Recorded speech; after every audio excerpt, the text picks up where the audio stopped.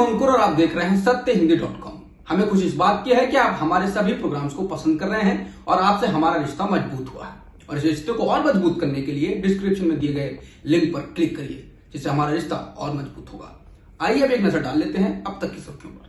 भारत में कोरोना संक्रमण के बीते 24 घंटे में 3,320 नए केस आए हैं, जबकि 95 लोगों की जान जा चुकी है, जिससे कुल संक्रमित लोगों का आंकड़ा 59,662 हो गया है, जबकि मरने वालों की संख्या 1981 हो गई है।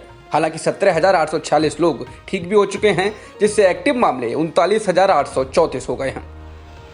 केंद्रीय स्वास्थ्य मंत्री हर्षवर्धन ने कहा है कि भारत में रिकवरी दर 29.9% हो गई है, जबकि मृत्यु दर लगभग 3.3% है, जो अच्छे संकेत हैं। उन्होंने कहा कि पिछले 3 दिनों से मामले दोगुने होने की दर 11 दिन हो गई है, जबकि पिछले 7 दिनों से ये करीब 9.9 दिन है।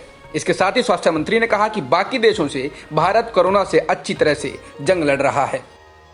देश के सबसे ज्यादा कोरोना प्रभावित राज्य महाराष्ट्र में कोरोना प्रभावित लोगों की संख्या 19,063 हो गई है, जबकि 731 लोगों की मौत हो चुकी है। इसके अलावा दूसरे स्थान पर गुजरात है, जहां संक्रमित लोगों की संख्या 7,402 हो गई है, जबकि मरने वालों का आंकड़ा 449 हो गया है।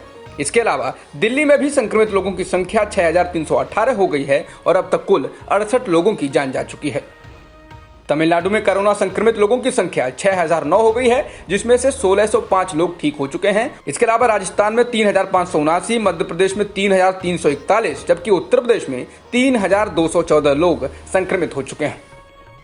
सबसे कम कोरोना प्रभावित राज्यों में से एक ओडिशा में भी अब संक्रमण के मामले तेजी से बढ़े हैं। पिछले 2 दिनों में राज्य से 107 नए मामले सामने आ चुके हैं, जिनमें से मुख्यतः मामले दूसरे राज्यों से लौटे मजदूरों के हैं। राज्य में कुल संक्रमित लोगों की संख्या 287 हो गई है और अब मजदूरों के लौटने से मामले बढ़ने की आशंका और बढ़ गई है।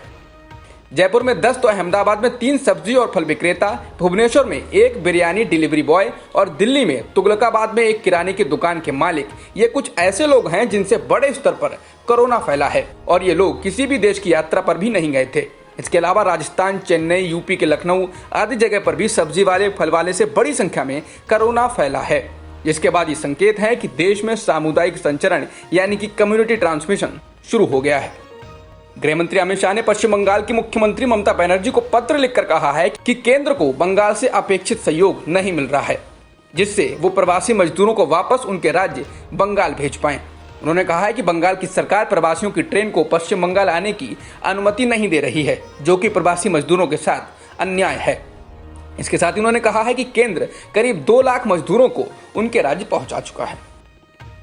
पुलिस ने अपनी शुरुआती जांच में संकेत दिए हैं कि तबलीगी जमात के चीफ मौलाना साद की वायरल ऑडियो क्लिप डॉक्टर्ड हो सकती है, यानी कि हो सकता है कि उसके साथ छेड़छाड़ हुई हो। शुरुआती जांच में पता चला है कि उस ऑडियो को बहुत सी अलग अलग ऑडियो को जोड़कर एडिट किया गया है, जिसके बाद पुलिस ने इसको जांच के लिए फॉरेंसिक साइंस लैब को भेज दिया है। बता दें, वायरल हुई ऑडियो में सुना जा सकता था कि मौलाना साद कह रहे थे कि हमको सोशल डिस्टेंसिंग करने की जरूरत नहीं है, क्योंकि ये हमारे धर्म में नहीं लिखा है, जिसके बाद मौलाना साद सहित कई लोगों पर केस दर्ज हुआ था। लॉकडाउन के बाद से लगातार मजदूर अपने घर की ओर जा रहे हैं, लेकिन इस बीच हरियाणा में इसके विपरीत हुआ है। करीब 1 लाख से ज्यादा मजदूरों ने, जो किसी दूसरे राज्य के हैं, वापस आने के लिए रजिस्ट्रेशन किया है, जिसमें से 50,000 से ज्यादा गुड़गांव आना चाहते हैं, जहां सबसे ज्यादा औद्योगिक गतिविधियां होती हैं। भारतीय बैंकों से करोड़ों रुपए लेकर विदेश भाग जाने वालों की सूची बढ़ती जा रही है। अब इसमें बासमती चावल का व्यापार करने वाली कंपनी रामदेव इंटरनेशनल लिमिटेड के मालिक का नाम शामिल हो गया है। आरोप है कि दिल्ली के रहने वाले इस कंपनी के मालिक ने एसबीआई और कुछ दूसरी बैंकों से करीब 414 करोड़ रुपए का कर्ज लिया था और अब विदेश भाग गया है। स्टेट बैंक ऑफ इंडिया यानी कि एसबीआई की शिकायत पर सीबीआई ने कंपनी के मालिक और उसके 4 निदेशकों के खिलाफ मामला दर्ज कर लिया है। सीबीआई की जांच में पता चला है इस शख्स ने 6 बैंकों से उधार लिया था और साल 2016 से लापता है। पाकिस्तान के कब्जे वाले कश्मीर यानी कि पीओके के मीरपुर, मुजफ्फराबाद और गिलगिट बाल्टिस्तान के मौसम का हाल बताने वाली भारतीय रिपोर्ट को पाकिस्तान ने खारिज किया है और इसको निरर्थक बताया है। पाकिस्तान ने कहा यह कानूनी रूप से व्यर्थ कार्रवाई है और इससे क्षेत्र की स्थिति नहीं बदलती।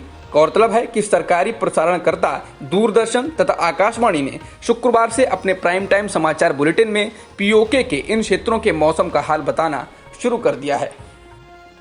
दुनिया में कोरोना संक्रमण के मामले बढ़कर 39,38,000 से ज्यादा हो गए हैं, जबकि मरने वालों की संख्या 2,74,000 से अधिक है। इसके अलावा करीब 13.5 लाख से ज्यादा लोग ठीक भी हो चुके हैं।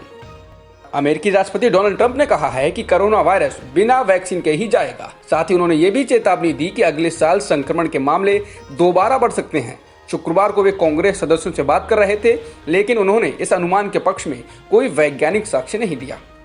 अमेरिका में कोरोना संक्रमण के मामले 13,21,000 से ज्यादा हो गए हैं, जबकि मरने वालों का आंकड़ा 70,000 से अधिक है। वहीं इटली में मरने वालों की संख्या बढ़कर 30,000 को पार कर गई है। शुक्रवार को यहां मौत के 243 नए मामले सामने आए। इसके अलावा स्पेन में मरने वालों की संख्या 26,000 से ज्यादा, तो संक्रमित लोगों की संख्या 2,60,000 से अधिक हो गई है। अब तक की खबरों में इतना ही। बाकी खबरों के लिए बने रहिए सत्य हिंदी.com के साथ।